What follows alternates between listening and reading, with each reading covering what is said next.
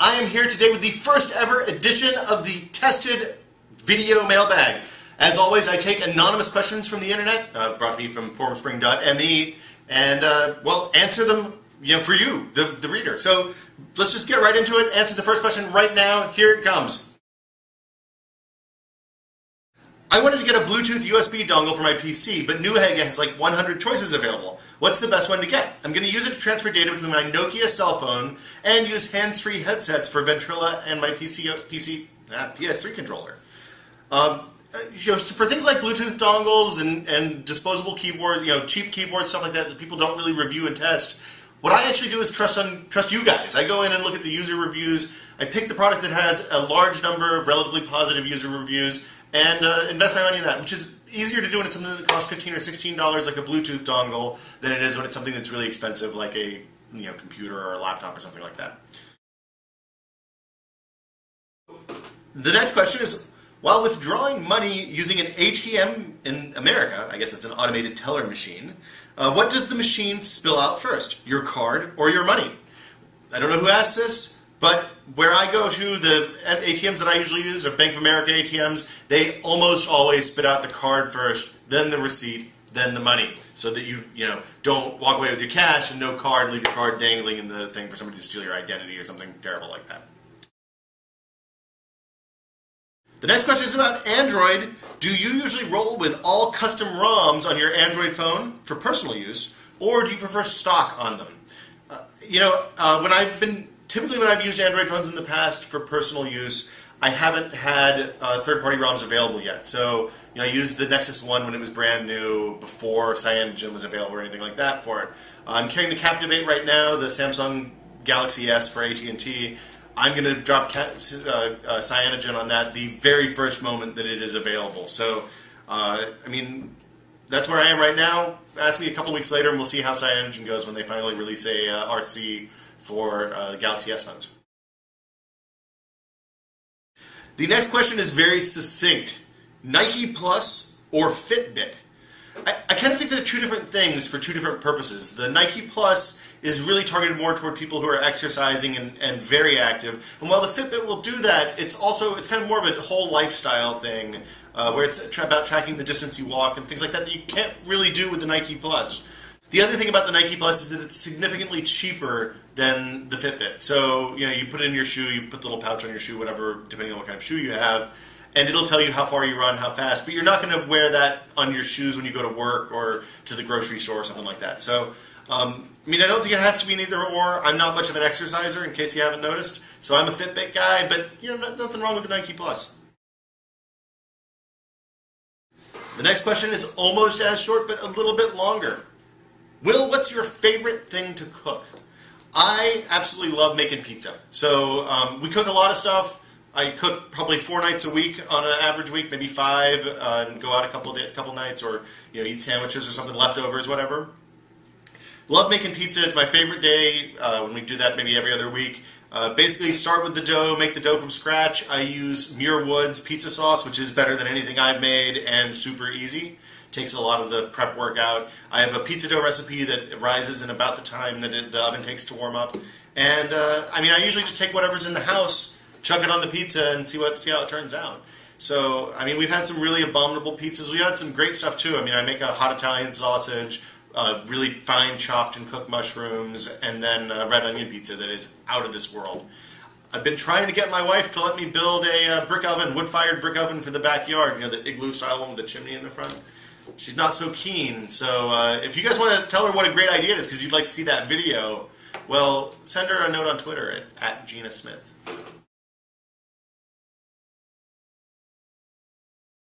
What does it take to write about technology? Well, this seems like it's kind of a straightforward answer, but you have to really be a good writer. So the overlap, I was talking to a reader yesterday who's young and kind of trying to decide what he wants to do with his life, and I told him, if you want to be a writer, learn to write. Take a lot of writing proficiency classes, write on your own, start your own blog, just get out there and be open to critique, put your writing in places that it will be critiqued. Lots of places have writers' workshops and things like that are sometimes really useful depending on who's teaching them and sometimes not so much. The trick is write a lot, have people tell you what's right and wrong with it, Buy a copy of The Elements of Style if you don't have it already. I think it's a public domain book at this point too, so you can probably download it from the internet as well.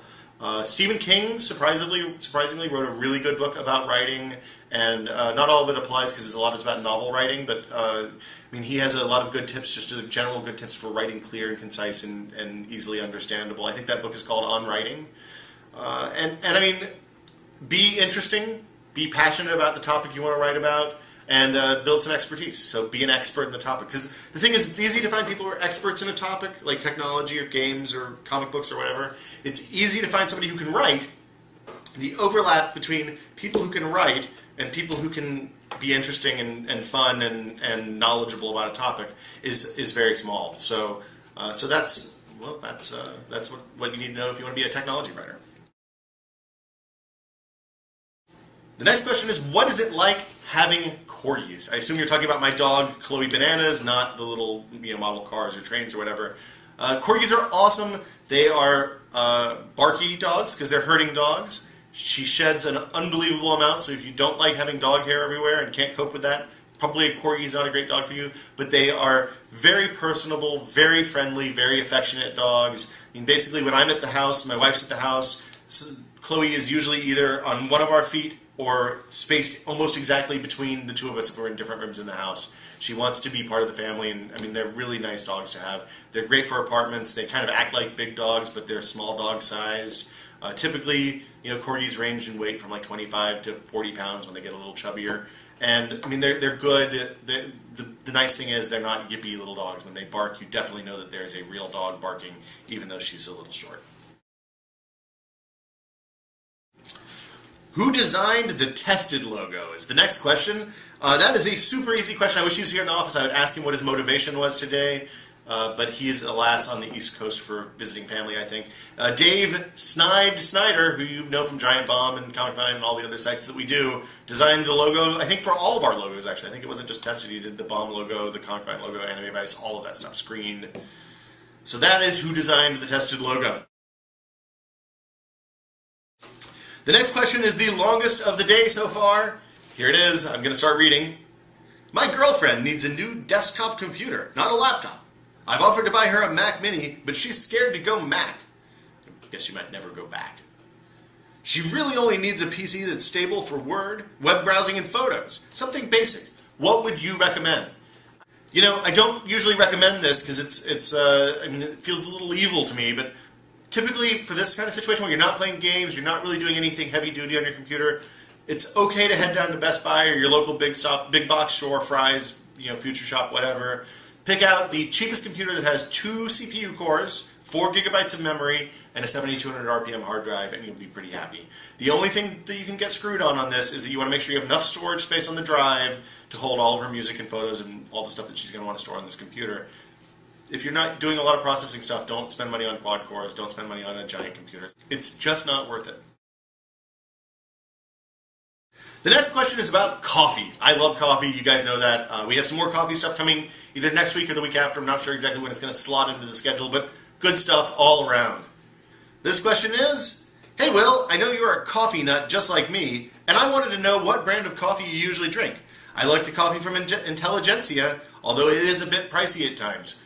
I like Intelligentsia too. I like Stumptown when I can get it. It's a little hard to find in San Francisco sometimes. I'm a big fan of supporting local roasters, so I live in San Francisco. We have we have a whole bunch of great local roasters, but my favorites are Blue Bottle and Ritual. And they sell Ritual at the Whole Foods where I shop, so I mean it makes it really easy for me. I don't have to go out of the way. The nice thing about those guys is they stamp the date that the coffee was roasted, so you know if you're going to buy some old, inactive, not very good coffee before you buy it. So I've been drinking a lot of Ritual coffee lately. We work down the street from Blue Bottle, so I'll sometimes sneak down there and grab a cup in the afternoon if I want an afternoon pick-me-up. The next question is about podcasting. Hi, Will. So me and a couple of guys are thinking of doing podcasts using Skype. But I was wondering, do you know of any good recording software? That can record audio from all microphones and not just from mine. Thanks in advance, anonymous person from the internet. There's a couple of different things going when you use Skype. One is the best way to do Skype recording I found isn't to record the Skype stream. You can do that what you do is you set up a second computer and one that you're not talking on as an extra member of the call, and then record the feed in from there. That's okay. It's good to have as a backup. I recommend doing that. But the best way to get good quality out of virtual Skype calls, and what we do when, say, Matt Brogger, one of those guys, calls in, is we get them to record a local stream of just them using any number of tools. GarageBand works if you're on the Mac. There's basically anything that will record a microphone stream works that doesn't take control of the microphone. And then we email that file or send that file to each other, and I bring that into GarageBand when I'm doing the edits and get it all lined up. The trick is do a clap so you can synchronize the calls, do a countdown before you start, do a countdown after you start so you have time, and do the countdown as like a 3, 2, 1 clap. Everybody claps at the same time, and then you can see the peak in the audio editor and know exactly where it is to edit. If you don't have GarageBand, if you're not a Mac user, Audacity is a great free piece of software on the PC. It does exactly the same thing. The next question is about the brand new Kindle 3. We don't even have that yet. It's not even out, but there's a lot of questions about it, so here we go.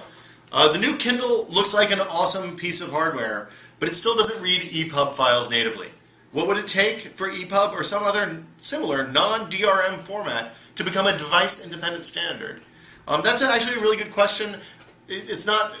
EPUB isn't technically a non-DRM standard. EPUB doesn't have DRM cooked into the spec, but other people can put their DRM on top of it. That's what Apple does with the iBook Store. I think the Nook actually uses DRM EPUBs. The problem is the EPUB doesn't. Different EPUB DRMs don't speak to each other across party lines. So if I buy a book from the Barnes & Noble store and download it as a DRM protected EPUB, that won't work in iBooks on the iPad, which is a drag. So I mean, I don't think we're at a point with the ebooks situation yet where vendors and bookstores and publishers are going to be happy with non-DRM ebooks. I think that'll take a little while to happen. But I think it would be great to have a standard DRM spec that works across all the different platforms so you can read your books everywhere. I don't think that's going to happen. That's why I buy ebooks from the Kindle stores, because I have players for that on all the stuff that I use. My laptop, my iPad, my Android phone, my iPhone, not that I have my 3GS, not the 4. And pretty much every other place that I would want to use it. I think they even have a player for BlackBerry now. So I don't think that there's a good answer. I don't think that's going to happen anytime soon, unfortunately, but that's what I think needs to happen if we want EPUB files to work anywhere. That does it for this week's edition of the Tested Video Mailbag. If you have a question for us, it's really easy to submit it. Go to formspring.me/tested and post your anonymous, interesting internet question there, and we may answer it next week on the mailbag. So for Tested, I'm Will. Thanks for watching. See you guys later.